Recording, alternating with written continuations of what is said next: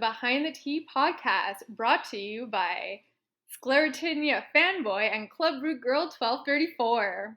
What an intro. I like it. I feel like this should be our new podcaster names now, because in these days, these internet days, you don't want to publish yourself too much. You want to keep some form of anonymity. So I feel like these should be our new Exactly. podcaster names. You know, Kelly, I mean Club Root Girl. You know, you know how if you could start things over, like if we could start this over from day one, I think it would have been much cooler if we never told people our real names. If we just went by Scleritinnia Fanboy and Club Root Girl and just let the world try to figure out our true identities. Oh, like a mystery. Exactly. I feel we could have become like curling superstars too, with our aliases. That's right. I guess this week we're going to talk about the final of the Women's Worlds. So we're actually recording this a couple days after the final due to more technical issues. We'll see if we remember anything. Yeah, we had a great podcast recorded right after the final and then ran into some issues and we had to re-record. I know. And Kelly, it was like the world was telling us to podcast because this was the first final, I believe, that was not going till 11 o'clock at night. It ended in the afternoon. It gave us plenty of time to watch it and then discuss. And there were no positive cases on that Sunday, which was the first in a while. Yeah. The stars were aligned. And of course, it had to be my internet that cut out, or we're not actually sure, but we're pretty sure it's me. Yeah, we'll just blame you. It's easiest. I'll take it. But yeah, so that being said, in the final, it was Russia versus Switzerland, and Switzerland won for the second time in a row. But it was the first time that Russia actually made it to a world final. Yeah, and what a year for RCF. I think we talked about it on our podcast that shall never be. But RCF, like not just the women's game, but the men's game as well. Like they're my pick for Curling Federation of the Year. Yeah, I'm really wondering what they were doing in Russia this past year. I mean, I guess I assume they had a lot more ice time than maybe most. It's a very good question because, boy, did they roll through both the men's and the women's. I don't know too much about their program and if they got some new coaches or... Did they play the Grand Slams, the Russian teams? Hell if I know. I didn't watch any of the Grand Slams. I figured maybe you did. No, I don't think so. Definitely not the men's. Maybe I think Sidorova may have... Not Sidorova. Oh my God. Old Russian curler. How do you mention that? Because I think that's going to lead into one of our themes today of how we associate certain names and countries with greatness to the point where we think of Russia and we still default to Sidorova. Or how, I don't know if you bring up my parents here, you think of Norway and you think of Dorthe Nordby. Oh, Dorthe Nordby. She's a classic. Well, even remember before Hasselberg, there was Annette Norberg and her team. Oh, of course. Dominant in Sweden, and then who was the older team in Switzerland? There's Miriam Ott. There was Miriam Ott. There's actually, can we just take a moment to say that Switzerland not only won their second in a row, is that right? But I think it was their sixth in 10 years. Yes, not all by the same team. That to me is what's most impressive. You have Miriam Ott, you have Binia Felcher, you have Alina Pates, who skipped her own team for a while, and now Tiranzoni. That's four different, I mean, with a little bit of overlap, but four different Swiss teams winning the Worlds. That's just they have incredible. A good program. But not just in the women's, in the men's too. Yeah. Like now there's the rising of Schwaller, who gave us a like on Instagram. Bias towards that team, yes. Yeah. But also De Cruz, they've been definitely quite dominant over the past couple of years. So, Switzerland's a force to be reckoned with. But even I guess we should mention Team USA. It's the first time they medaled as well at a world championship. Yeah, that's true. I was really happy to see that. Yeah, like we've talked about, I don't know, there's always a big Canada-US rivalry in a lot of sports, but I don't feel it in curling at all. And really, I think that it can't be anything but good for the sport to have it grow in the United States, and anything that can help that cause, I'm all for it. So I was really happy to see the American team win. I mean, I'm not to say anything bad about Hasselberg. We all love Hasselberg, but when you think of, something I didn't know, Kelly, is that Hasselberg has never won a gold medal at the Worlds. What?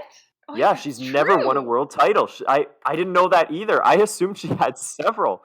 Yeah. She has an Olympic gold medal. But that's what I was shocked to learn, is that the big thing that's missing from her trophy case is she has no world title. From her collection.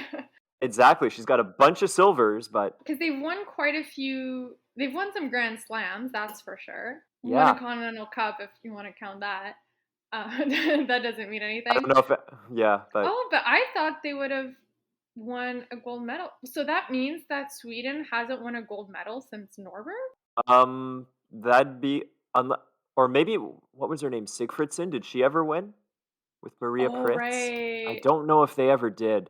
Because the last decade has been dominated by Switzerland. I know that it was all Switzerland because they had a graphic on TSN. It was Switzerland, Eve Muirhead has one in there, Canada's got a couple in there, and I think all the rest are Switzerland. Yeah, hold on. I'm just pulling this up on Google right now Okay. because okay, so we got yeah, Switzerland, Switzerland, Canada, Canada, Switzerland, Switzerland, Switzerland, Scotland, Eve Muirhead in 2013, which that's a point that I want to bring up We'll be later. bringing that up. Yep.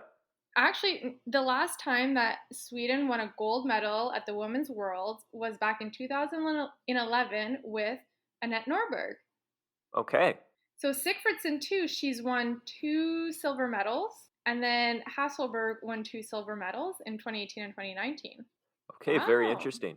Sweden falling I know behind here. they might be feeling the heat a little bit, but you know what? That leads to my point that if you're Anna Hasselberg and you were approaching this world championship, I'm pretty confident in saying that the only thing she was interested in is gold.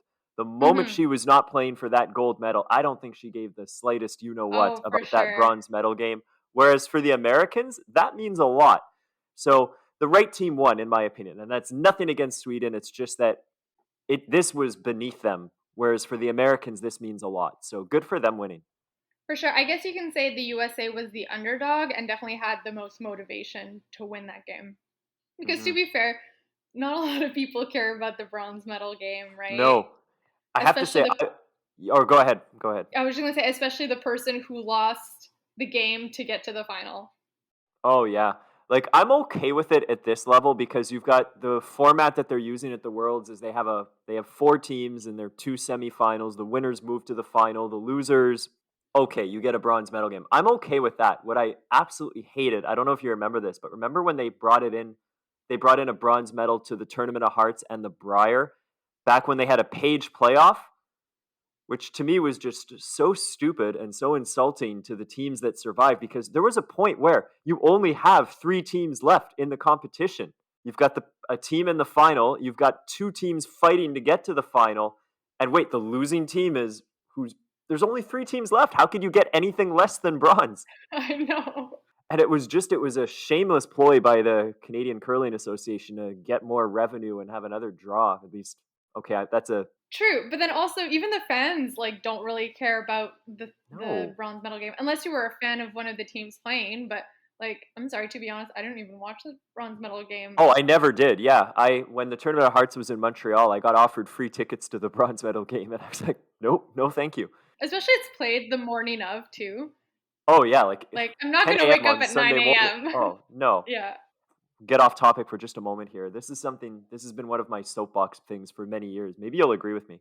I've been saying if you want another draw, because you know there's not enough draws at the Briar and Tournament of Hearts. There's not enough curling. If you wanted another draw, you know how you name all-star teams? Have an all-star game. Make it skins, make it for charity, do make it mixed doubles, do something different. But like a bronze medal game that the players don't want to be in, that the fans don't really want to watch, when you have a legitimate third place team, I don't know. I thought it was always Yeah. insulting. So at least here, I see the value of a bronze medal game because you have 4 teams go down to 2. So you may as well do something with the losing 2. But But yeah, it doesn't make sense with a page playoff. no, But it's true, they could do like a charity game for like this Sandra Schmirler Foundation or something yeah. like that. That's it. And if you name your all-star team and it's all members of, I don't know, Team Homan and they're in the final, we'll just move down to the next. Yeah, like the second All Star teams Yeah, take the or second, take third. whoever's not left. Like take the highest ranked player of everybody who's still there. They're all still there in the arena. Well, actually not anymore with the championship pool thing, but we're talking the olden days of the bronze medal game. Yeah. You could have done something better than what they did. I don't feel like there was a lot of effort. And you know what would be actually fun? I always joked about this. You should take the top ranked teams and you should also, or top ranked players at each position. You should also take the lowest ranked players at each Oh, position, and I don't know, sprinkle them in somewhere. I don't know if that's a little insulting to the last player. It's a little bit very quickly. You can cut this out if you want, but like we did a club thing. We used to have club tournaments at our club way back in the day before you joined, where there were little points tournaments, and you would play all week. And on the final night, on Friday night, in your makeshift team, it was Team One versus Team Two for the A final on sheet one, Team Three versus Four for the B final, Team Five versus Six for the, and then they did teams 15 versus 16 for the right to avoid the shame of feeling in last place. Place. I thought that Oh, was that's cute. good. Yeah. I won't tell you which game I was a part of. Of course not. No, no, no. We'll keep that Yes. private. Yeah, so it's good to see the US win. And this is a question that we always ask ourselves is like, why isn't the US better? And like, why aren't there more curlers in the US given their population and there's so much money in the US compared to Canada that you would think that they'd produced a couple more stronger teams? But I think we found the answer, Kelly, and it's the upcoming Jamie Sinclair reality show. Yes, you got my segue. Yes. Oh, I predicted it. We're getting better. Oh my god. So I think we briefly mentioned this in a previous podcast, but essentially Jamie Sinclair has formed a new curling team this year. I think with a girl that she already curled with, and then two other girls. Jamie actually, well, she's American, but she actually grew up in Canada. In case anyone didn't Okay, yeah, know. like I knew she competed out of Ontario. Yeah, yeah, from Ottawa actually. She's from the Hmm. Greater Ottawa area. But ever since aging out of juniors, being American, she moved to the States and kind of like developed her competitive curling career in women's over there. Can we give Jamie Sinclair props for a second? Of like, if you were born in the States and you're a curler and you move to Canada to do your actual competition, I mean, yes, it'll make you really good, but man, you're gonna face a lot of teams. That's like you and I trying to pick up our mixed doubles career by moving to Alberta together. Like, good luck to Yeah, us. which is not going to happen. No. And also a couple years ago, she started a YouTube channel because like everyone can these days. But no, it was a great idea. She found a hole in the market. Like, there's not that many curling videos out there on like how to curl and like tips and tricks and stuff like that. So she's kind of been growing that. And then this year, or like this, like recently, she announced that due to COVID happening this year, they essentially lost a full year of like developing this team. And next year being the Olympic cycle year, uh, they made the bold move or the bold decision to move in together into a house, all four of them, and are going to live together all of next year. And I don't know if this is a smart idea or not, but essentially they're turning their YouTube, she's turning her YouTube channel into some sort of vlog, so you can follow the team throughout the year and how their training is going and stuff, kind of like vlog style. Oh, well, I was hoping they'd have a big TV contract for like coming this fall to Fox. Four curlers have to live together to, or something like that. But yeah, I watched that first video. I don't know if there's more, but yeah, what did you think? Well, look, from a business standpoint, I think it's a great idea. There's lots of money to be made on YouTube if you have a good following and you can get that AdSense revenue or get some sponsorship. Um, so yeah, I think if you're gonna live together, might as well monetize it if you can, and if you already have like a YouTube channel set up and you know how to do the thing. But my issue is, or it's not an issue, it's a concern more of just living together with your team for a full year in a house. And these are people that you've never really, like, two of these people, they've never played together. So Yeah. you don't really know how the team dynamic's gonna be. And then you just add in living together. Like, we've all lived with other people, you've been to college. I'm sure you've had some horror story at some point. But, like, I don't know. It's a bold move. It is. I watched it. I thought they handled it. They handled it. I don't know. But I mean, I don't know. They seemed like they had good chemistry together, and that That's Uh, true. But it's also they the all seem honeymoon pretty period, easygoing, right? right? Yeah, that's it. That's true. It's always like this will be easy right now, and also it's summer right now when they're recording it. Mhm. Well, hopefully there will be a sort of return to normal by the time curling season comes around. But let's just say, for instance, there wasn't, and they're locked in a cabin in Minnesota all through winter. We'll see how stir crazy they go.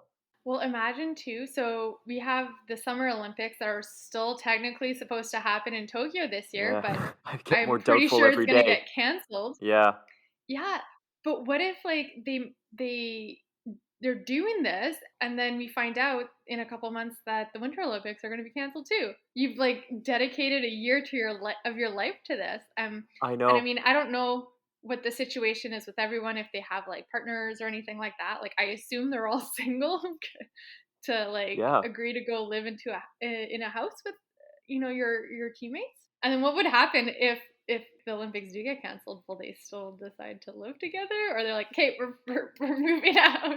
That's I it." know. Well, I think I'm trying to. I watched the video and I decided I'm going to put a positive spin on this, and it's that they, at the very worst, they'll have a very good story to tell. There'll probably be a lot of shenanigans that will make For for sure. good entertainment for them and for. It'll be an experience. It's something that I thought of a little bit more and I said, who are any of us to critique this and that we've never tried this? Maybe they're a lot more easy to get along with than people that I know or things like that. So, all the more power to them. The thing that I'm hoping is that because I'm already coming to that realization that I'm not going to be watching the Olympics this summer because they'll be canceled. But if the Winter Olympics are canceled, that's really awful. Really, though, we have no idea where things are going COVID wise. So, who can say? But I hope what's more realistic is that the Olympics take place, the winter ones, and they just don't make it. I mean, we learned this week they've got a pretty good team to go through in Tabitha Peterson. Mhm. So, That's true. and good for you doing everything you can to get ready. But the point that we kept making was that the nature of sports is that you never know. You can do everything right to get yourself prepared, and a rock will pick, or a global pandemic will come and force you to play 3 games in a day, and more on that later. But Especially especially with curling, you can definitely just have like start off the tournament with a bad run. Like we've seen that happen to Canada for both the women's and the men's this year. yeah, which we should probably talk about. Yeah, Yeah, true. we'd written notes that we were going to talk about Canada, and I think we've mentioned every country but Canada so far. Sorry, Canada's performance has just been underwhelming this year. It has been, but I want to give them some credit. Like I know I've said before that I like seeing the other countries do well. I am not anti-Canadian or anything like that, but I feel what I'm more interested than the color of Canada's medal, if they even get one, is the long-term survival of the sport and Hmm. growing it overseas. And so when I see other countries do well, I'm very happy for them. Even though there's other things that I'm not going to get into now, like I don't like how some federations are managing how they pick teams or things like that. Hmm. It's help Canada does not need to win every year. To me, the bigger pressing issue in Canada right now is, are we going to be able to open curling clubs next year? Yeah. Because we're a country where the bulk of curlers are recreational, not elite. We definitely have the largest recreational curling base. Recreational to competitive ratio, yeah. But also, just I want to add a note to Canada's performance in this year's World is that so because of the whole situation with the broadcast crew, we only saw Canada play what and Friday, Saturday essentially. Yeah, those games like they didn't curl horribly. I guess I think they No. just missed some important key shots, and the other team definitely capitalized on that. For the first half of the week, I mean, Canada went like 0-5 right away, which is very unexpected. But at Or the one same and time, five. They did win. or 1-5, Yeah. it's not the greatest So, yeah. record. But the thing is, too, is that none of the games were broadcast. So we don't know if it's hard to say, too, if they really just did not perform well, or was it a case of, they did well and just had a couple bad breaks. Like, you never know. And one thing we've definitely learned in curling is that, like, the scoreboard isn't always indicative of how well or how the game went.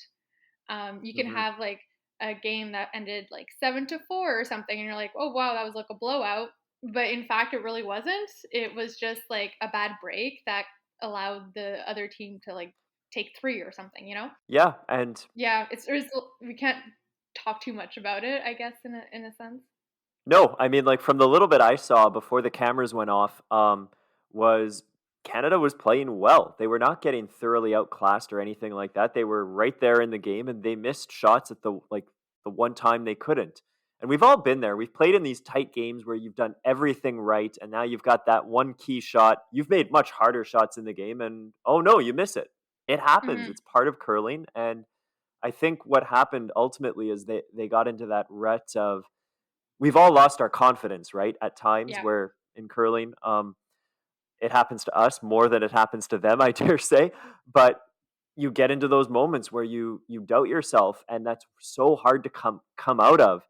It's easy for us because what we do is we go inside, have a beer, and by the time we go home, we don't even remember what happened. And then a week goes by, and we don't even remember if we won the game last week or not. But if we were Carrie Einerson, oh, now we got to play at 2 o'clock.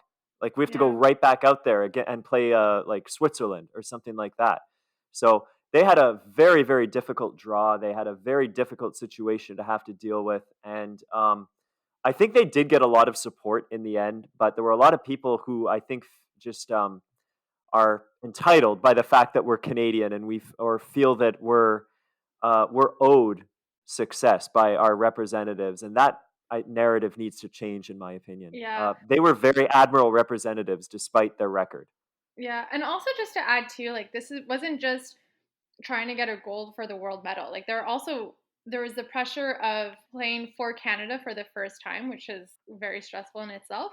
But they're also trying to play for an Olympic spot too. And when you start off the week at 1-5, and you're like, oh my god, we may not make it to the playoffs. Like that's another added I know pressure. that was my other issue with this is that like let's make this even more stressful for everybody. Hmm. That was my big thing with the men's. With listen to our episode on the men's and how I ripped the Swiss Federation for telling Benoit Schwartz, Yeah. if you come second, you get to go to the Olympics, and like just dangle Yeah. everything. Why don't you? Yeah. Yeah. Well, I guess speaking of teams that did not make it to the Olympics or lost their Olympic spot, which was a little unexpected, was Scotland. Yes, Scotland was a team. Scotland is pretty dominant overall. At least on the women's side, I think Eve Muirhead has represented Scotland for the past 10 years with a different team every time. it's true. Can I ask you a quick trivia question, Kelly? Yeah. Name a women's skip out of Scotland other than Eve Muirhead. See, it's hard. I can't. I know. I'm thinking Rona Martin. That's the only one I can Oh think my of. goodness. I'm going back to the 2002 Olympics. Gold medal. So speaking of Scotland, I'm gonna get on my soapbox here a little bit. You go for it. I guess let's give a little backstory to Eve Muirhead. So she came out of, so she's essentially the same age as us, same age as me, if not plus or minus like a year or two. So much we've already revealed our real identities. We'll reveal our ages now too. Yeah, that too. So she was really like a hot shot in juniors. She had her team with Anna Sloan, Vicky Adams, and I don't remember who the lead is. But at one point Claire they had, Hamilton, was that it? she came in later. Okay. But they had a different lead. But still, Hamilton was part of the team in the like the peak of it. So yes, she was very dominant on the junior circuit. She won a couple junior worlds, and a lot of people compared her to Rachel Holman because Rachel Holman as well had a lot of success in the juniors, and the two skips were kind of praised, I guess, for being like the next best thing in curling. Like these are going to be the two women that are going to dominate women's curling for the next decade or so. And I guess a lot of like hype was surrounding them and whatnot. Eve Muirhead won her first women's world in 2013, like we mentioned earlier. But ever since then, I'd say that Muirhead has kind of gone on the decline. And really, I don't think that that hype and everything that was like surrounding her back in the early 2010s is following her now. Like I wouldn't classify her like in the same way. Like she's still a talented curler, but just I guess didn't live up to the expectations compared to Rachel Hmm. Homan, who is I'd say one of the best. Her team, and I say Rachel Homan, I mean like the team as well. Her team. Yeah, they're very dominant in women's curling in Canada. She's won the Scotties a couple times. She's been runner up quite a few times as Yeah, well. But 3 times in a row now. you take Eve, who I think didn't live up to the hype, and Rachel Holman, who did. And I have a theory for that, why that is. Oh, okay. Yeah, Go for it. these are my 2 cents. This is my opinion. I can be completely wrong. Take it or leave it. But I think that Homan benefited from the fact that she is from Canada.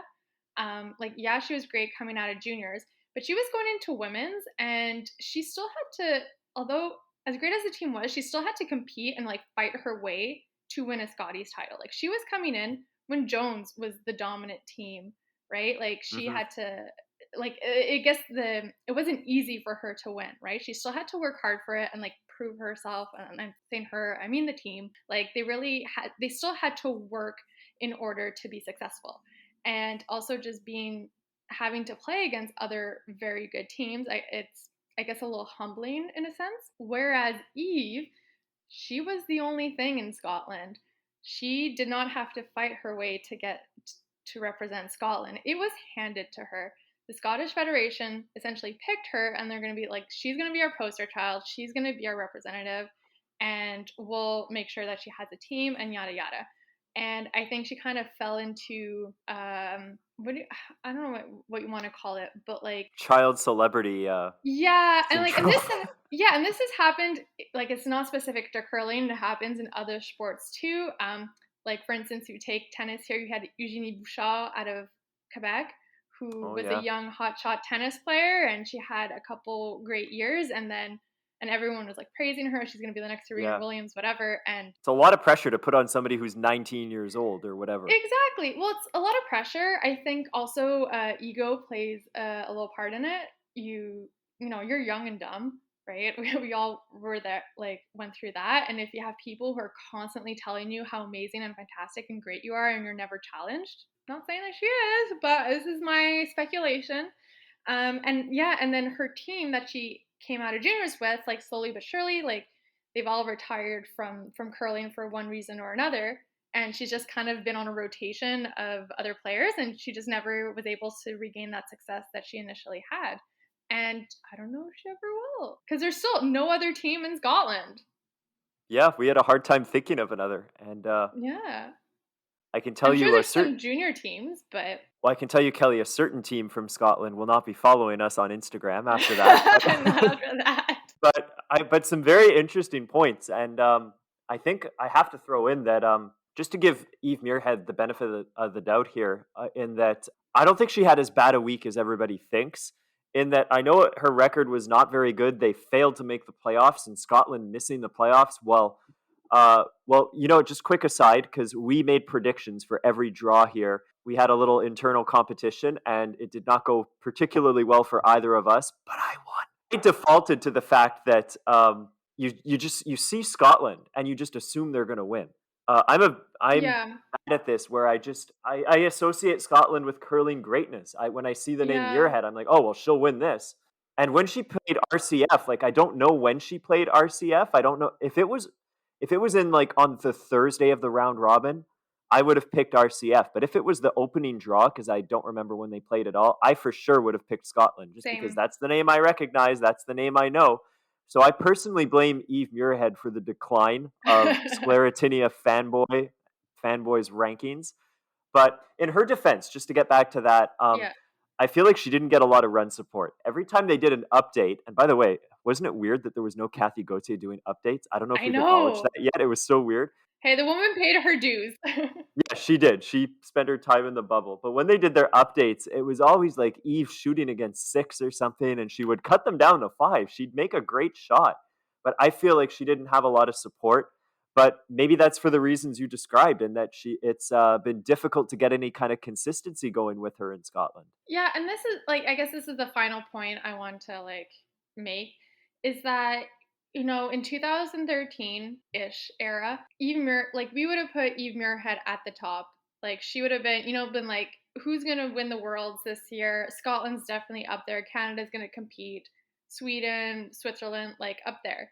Nowadays, like, yeah, those four teams are still at the top, but I would put Scotland at the bottom of the top.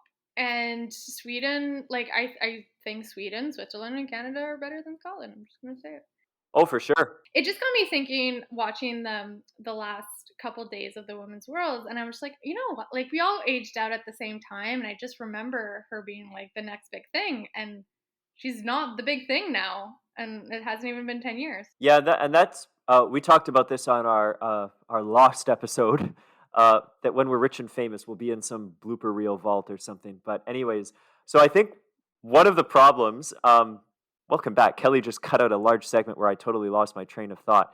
Is that curling loves to market these young phenoms and just put them in the spotlight right away. And it's not just curling. I feel like every sport does this, where Oh, they absolutely. say this is the next big thing.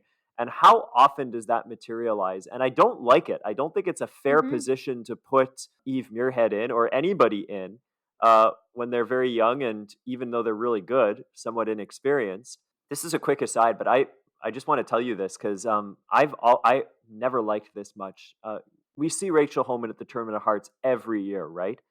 And we always will until she retires, because if she one day does not win Ontario, or she's not Team Canada, she'll pick up a wild card spot really easily, right? Yeah. But remember the old days where she was in that do or die game against whoever would survive in the Ontario provincials? Well, a couple of years ago, somebody beat her, Yeah, I remember and it that. was, Like yeah, she didn't make Jen it to the Hanna. Scotties that one year. Yeah, and they played a Tournament of Hearts without her, and I can just see like Jennifer Jones watching on her TV, like popping the champagne, going. I don't know if Jennifer Jones ended up winning that year, but I could see her being like, "All right, my path to the final is wide open." But the thing that I remember, and by I remember, I mean don't write me emails if I'm wrong about this, but I remember Curling Canada flew Rachel to the Tournament of Hearts anyway so that she could sign autographs, because they love her What? so much and she brings attention. But I had a real issue with that, and it's not an issue with Rachel. It's an issue with, she didn't win the province. To me, that's a conflict of interest. Whoever, or it was Jen Yeah. Hanna who won Ontario, and I'm sorry, she won the province. She deserves the same accolades that would Rachel had she won. And I find it very Hmm. insulting to send Yeah, I the would have been person that pissed everybody off if I were associates Jen with Hanna. Ontario curling. Yeah, I would have been insulted if I were Jen Hanna. And I remember having this discussion with people, and a lot of people did not agree with me and said, "Oh, but Rachel will bring in crowds." And I get it. They need to make money, but I think it puts Rachel in an awkward position. Give her the pressure of, I'm the one bringing in fans and things like that. Even you know how we mentioned how she had a statement on Carrie Einerson's very slow start at the Worlds. I even felt that might have been a little bit awkward, in that not that they said anything wrong, but it's just, let's be honest, these teams are huge rivals. I don't think the Toronto Maple Leafs are about to tweet out support for the Montreal Canadiens after we thump them from the playoffs in a couple of weeks. That's right. Oh, okay. Oh, he said it here first. Yeah, we all know that's not going to happen, and it makes me sick. But yeah.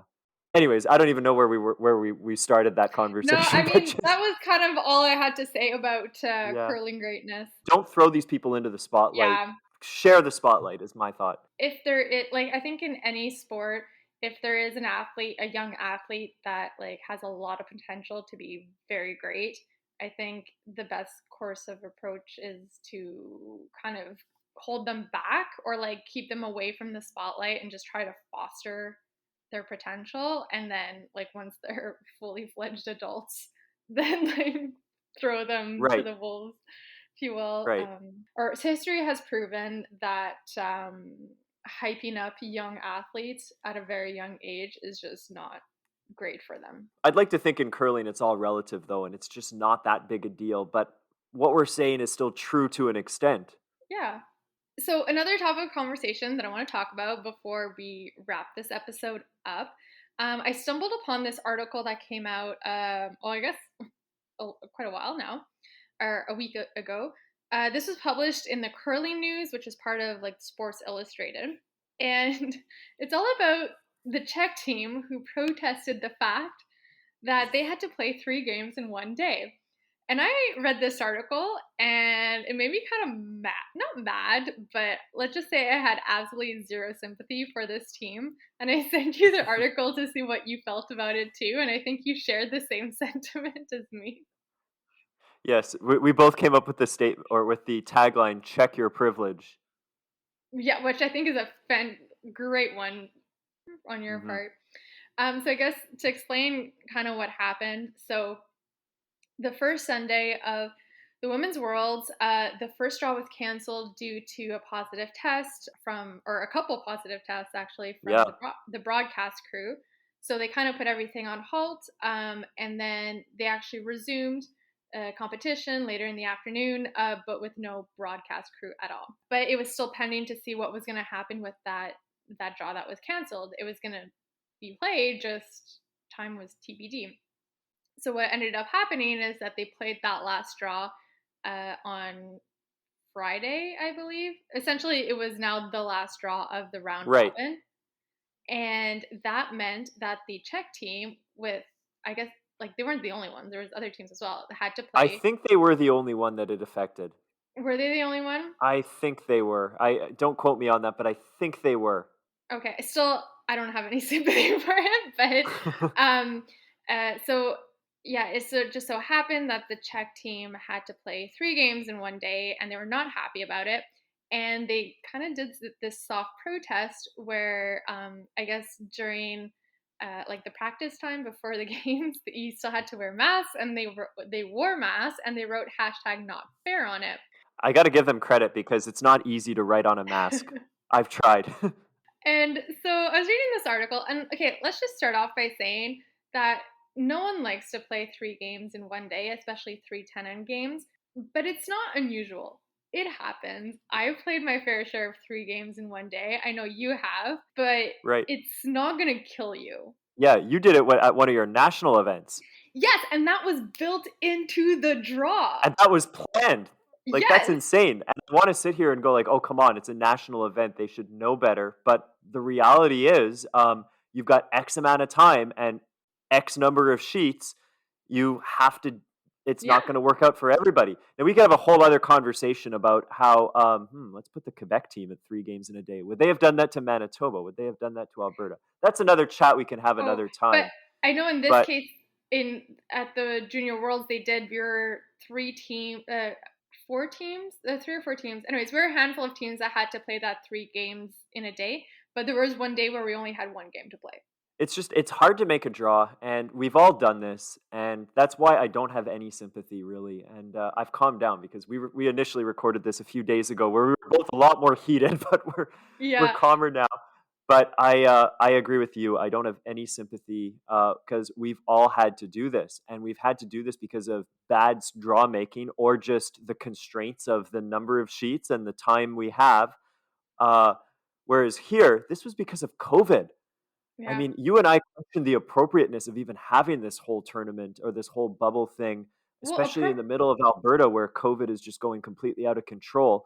Uh, we had to acknowledge that there was a high chance of the coronavirus entering the bubble at any given moment, and it did, well, hold on. unfortunately. Hold on. In case you forgot, the Women's Worlds was originally supposed to happen in Switzerland, and it was canceled. It was just not supposed to happen Yeah, this at wasn't even all. supposed to happen. Yeah, Yes. and I mean the fact too, like first of all, they were already out. They were not. That was my other big issue, yes, is that if they were fighting for their playoff lives, I would have had some sympathy. That would have been really unfortunate if you gotta win 2 out of 3 games or something like that, and they're all happening in one day. That would have been unfortunate, but when I found out that, well, it's a team that's eliminated that's playing all 3 games in a day, I would have been like, "Great, you'll sleep well on the plane." Yeah, and then you compare it to the Men's Worlds final, or like that final day where De Cruz played 3 games in one day and won the bronze. Like they didn't complain. I'm sure they weren't thrilled, but they did it, and No. I'm sure it wasn't the first time they did it. I do want to pull out a couple quotes from this Yes. article, which again just made them sound very dramatic and did not help their cause. So, as most of you know from experience, this means almost no rest, no food, no warming up or stretching. This threatens our health and definitely creates an unfair condition for us. Okay, unfair, sure, I'll give you that. But they knew that they were going to play this game 3 days before it actually happened, like 3 days before Hmm. this day. To say they have no rest, no food, excuse me. You prep, okay? It's called meal Yes. prepping. You have it's the games aren't back to back to back. You do have like an hour between, like you have some breathing room. Okay? Yes. You knew this was coming. Yeah, You were able to prepare. you have time to warm up and you have time to stretch, okay? This is coming from someone who has done it more than once. It's possible. Stop being dramatic. I'm getting heated again just because We thought we'd have calmed down, but no, we haven't. yeah.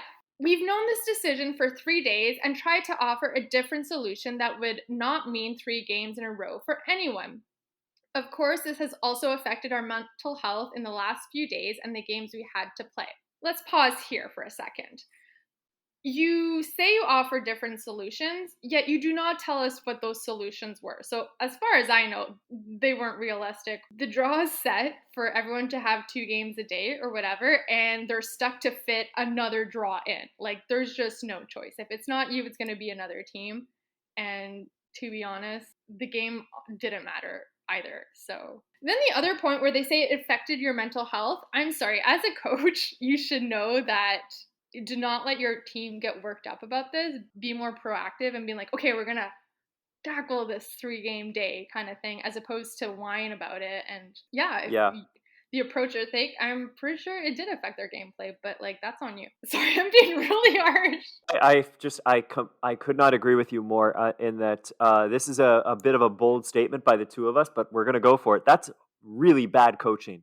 Hmm. Uh, your job as a coach, because we've both coached, is to control what you can control. And whatever you can't, you have to try and eliminate. You have to recognize that there are things that are going to be beyond your ability to control, and you have to just deal with it. And Hmm. so, if the Federation wants to get involved, okay, fine. And again, I feel the Federation is no case. This is not anybody trying to screw over the Czech Republic. This is just there was a positive COVID case. We're in the middle of a freaking pandemic. Yeah. These things are going to happen. I think it's a miracle that only one draw got canceled. Yeah. I honestly, when when we found out that there were positive cases, I could have seen like the whole tournament just being called off midway through. So the fact that only one team, an eliminated team, wasn't even singled out. It was just luck of the draw that they had to end up with 3 games in a day. I thought everybody got off pretty lucky. And as a coach, I would have just said to them, "Hey, this is what we're dealing with. You've got a game to win. Hmm. That's what you have to deal with." And Yeah. to get the players worked up about it just created a massive distraction. Oh, for sure. And I just want to wrap up this topic of conversation with a last quote that also made me lull. The whole 3 game action contains almost, this is also an educational quote, contains almost 2 tons of granite thrown per player, roughly 4 kilometers of Oh, we're sweeping doing the per math now. sweeper. It means more than 12 hours of hard work in total. Like, I'm I don't give a shit. Like, you're an athlete, like I playing, know, like you're an you've kind of elite trained for athlete. this. It's curling. Deal with it. If us who I dare say we don't train to the level of the national team of certain countries, if we can survive it, so can you. I was just gonna say, if we can play 4 mixed doubles games in one day, Oh my god, yes. they can play 3 games in one day. Come Exactly. The on. funny thing is we thought we could. And I remember saying to Yeah. you after the first rock I ran up to sweep like, "Oh my god, Kelly, I'm exhausted." But Yeah. We were that's dead. what happened here is this got me thinking of all the times I had to play 3 games in a day, and there were many. And Hmm. I just want to I remember my last one because it leads to I think an important point, and it's that I remember agreeing to play with a friend of mine in Ottawa. He called me up and said, "Can you spare for me in this nice tournament in Ottawa, Labor Day weekend? It's still summer." Okay. What time are we playing? Friday night? He says, "No, we're playing Saturday at 8 in the morning. We're playing 3 games Saturday." And so I got up at like 5 in the morning, drove to Ottawa. We played 3 games, and you know how these club tournaments work, right? Yeah. The draws when they say you start at 2, you're taking the ice at 3:30. So Yeah. just to say, we got off the ice Saturday or now Sunday at like 2:30 in the morning. After it's our third game in a day, it's 35 degrees out the whole time. I remember being so exhausted. But the funny thing is that we were all smiling. We were all like, "Hey, it makes for a good story. What do you want to drink? It's 2:30 in the morning, but rule state, I got to buy you a beer. What would you like?" Yeah, it's It's just part of curling. it's part of the game. It's not a fun part, but it's part Hmm. of it, and we've all had to deal with it. And what I really just don't like is that, or one of the things I do like about the sport is that we're all kind of one big community. Curlers are awesome people, so I really don't like when people complain. Hmm. And if you're going to complain, you better have something legitimate. And Yeah. I really don't think the Czech team did. And just to bring it back to that tournament in Ottawa where it was 35 degrees because it was still summer, I remember somebody on the sheet next to me had the audacity to tell the iceman that he didn't think the ice was swingy enough or something like that. And I was just, what the hell's the matter with you? I don't even understand how it's scientifically possible to have ice right now. How dare you complain? Even in the middle of winter, how dare you complain? So there's other injustices in curling. I mean, Yeah. you and I talked about, I had a tournament once where we made the playoffs. And maybe this is a thing because I'm not used to making the playoffs, but we checked the schedule. We're playing at 11 in the morning on Sunday or something like that.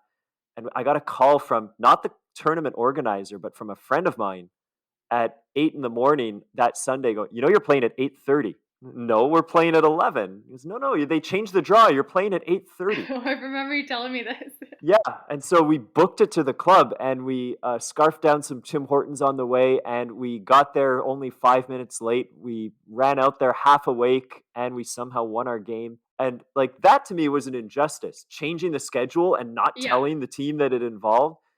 That same tournament, we signed up for it again the year after, and I don't even know why we did after that. And they lost our entry. They didn't even include us in the draw. They took our money, but they didn't put us in the draw.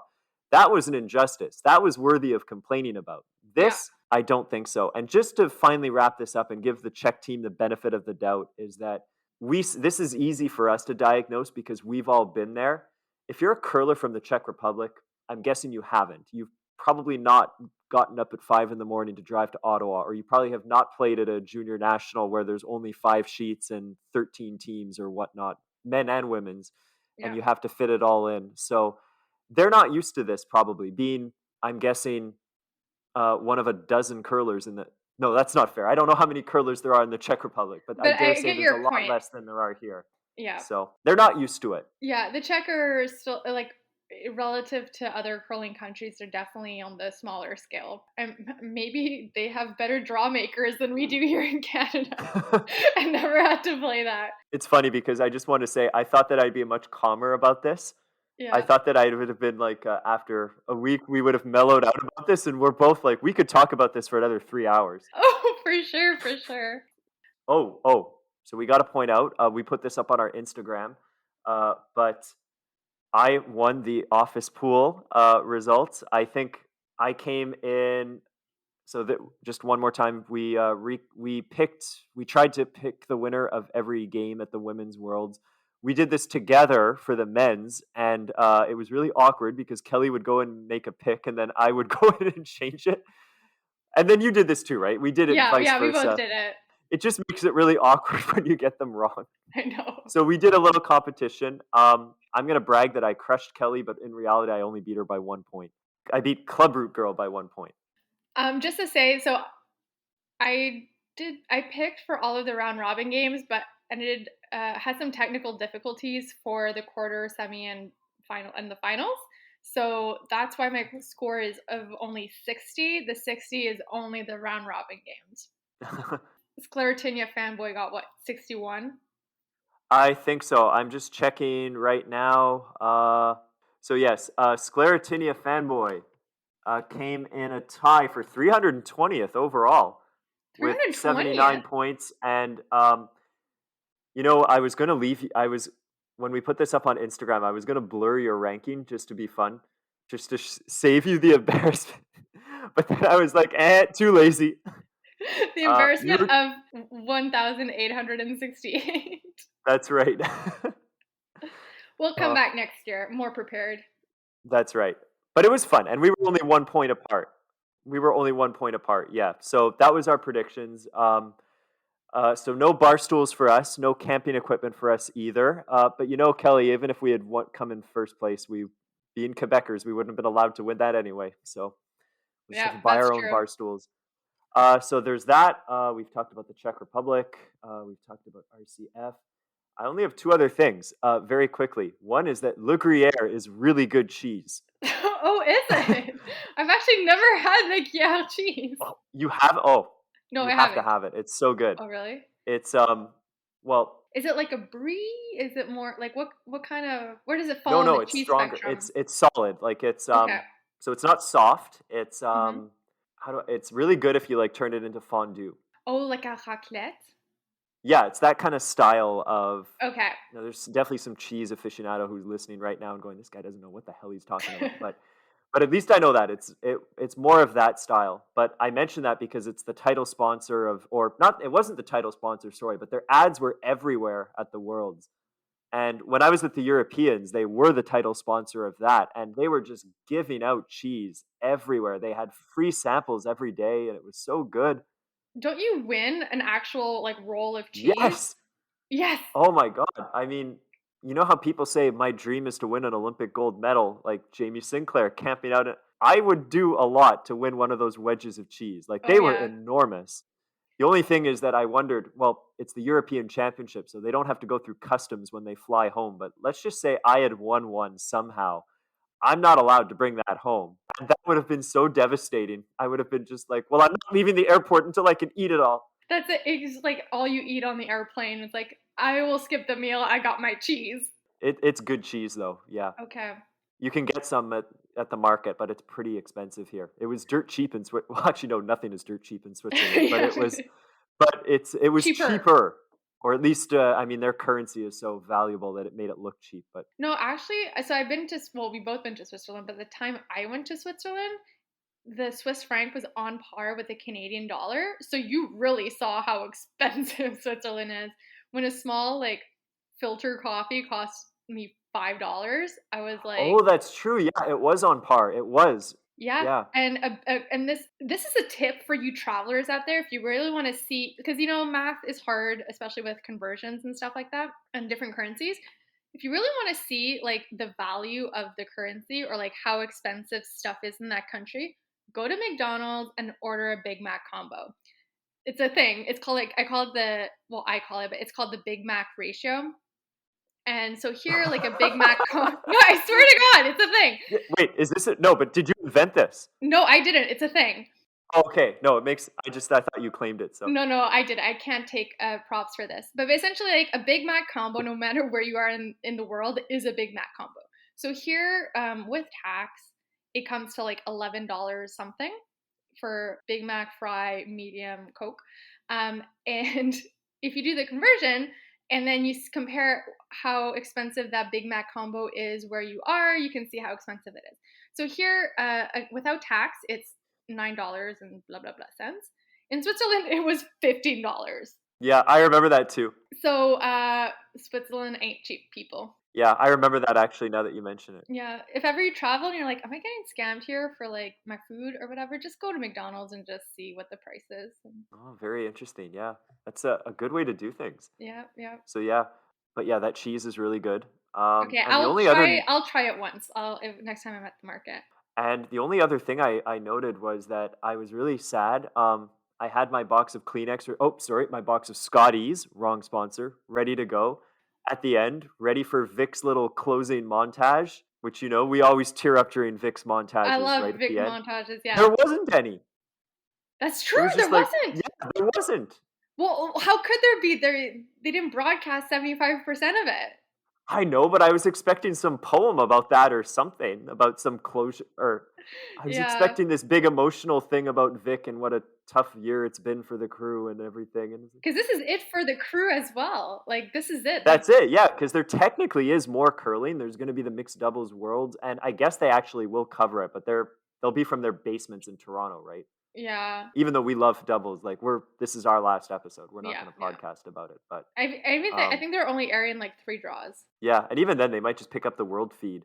Yeah, on YouTube. Yeah, we can do that. But yeah, no Vic montage. Oh, that's so sad. Hopefully next year will be better. I feel we had a big lack of montages. Yeah, well, granted, there wasn't a lot to talk about this year, so. Nope. Well, that's why we're wrapping up this season since curling's kind of dying down. And honestly, I think we're going to be struggling to find content over the summer. So, this is officially the last podcast of season 1. But don't worry, we're going to come back in full force next, September ish, maybe? When the curling Yeah, starts for again. sure. And we'll stay active on Instagram. We'll definitely have some snarky comments to make over the summer. Absolutely. So follow us at behindthet.curling on Instagram. And hey, who knows? Maybe we'll get inspiration from Jamie Sinclair and decide to start our own YouTube channel. Yeah, we technically have one where you can watch all our podcasts. We have a lot of subscribers. Okay, we nearly made it through that without a straight face. Go smash that like button and press Oh yeah, we sound subscribe pro and now. that bell notification, like all the YouTubers say. Do all the things. But don't That's right. worry, we'll be back. Yes, and this is, I guess, the part where the credits would roll, and you'd see all the who's responsible for everything. So I know Kelly's going to cut this, but let me say thank you for organizing all of this, because if you think this is a joint effort, it really isn't. Kelly does 99% of the work. I just show up. That's not I true. figured out Instagram. I've learned stuff on Instagram, but this is Kelly is the creative genius behind this. So thank you for doing this. It's been a lot of fun. I think it's been a really horrible, miserable, insert any negative word you can think of kind of year for all of us in curling and in just life in general. What an awful time to have to go through. And if this has managed to help curlers get through anything and provide some sense of normalcy, then I think that's really good. I know you have for me with this, so I really appreciate all your work. And I know you're going to cut this, I can tell. But, I'm not good at this, so that's all I got. But thank you Okay. again, Kelly. You rock. No one's ever made that curling joke, No right? pun, eh? No pun intended. Yeah. Well, thank you, Rob, for being a willing participant. Yeah, I guess say this was my brilliant idea because I was running out of things to do in my apartment, and I love listening to podcasts. And I thought, hey, why not start our own podcast? And it didn't take too much convincing to get you to participate in this. I give into things really easily. Yeah, and it just kind of started with, hey, we have these hot topics of curling that we like to talk about, so let's publish them for the internet to hear. And then I guess 27 episodes later, we're still at it. But maybe we'll come back season 2, some more improvements, and hopefully, if there's more curling on TV, we'll have even more things to talk about. So that's it. Have a good summer. Yes, take care and get vaccinated. Both of us have been. We're very happy about that. Get Yeah. vaccinated. Do it. Bye.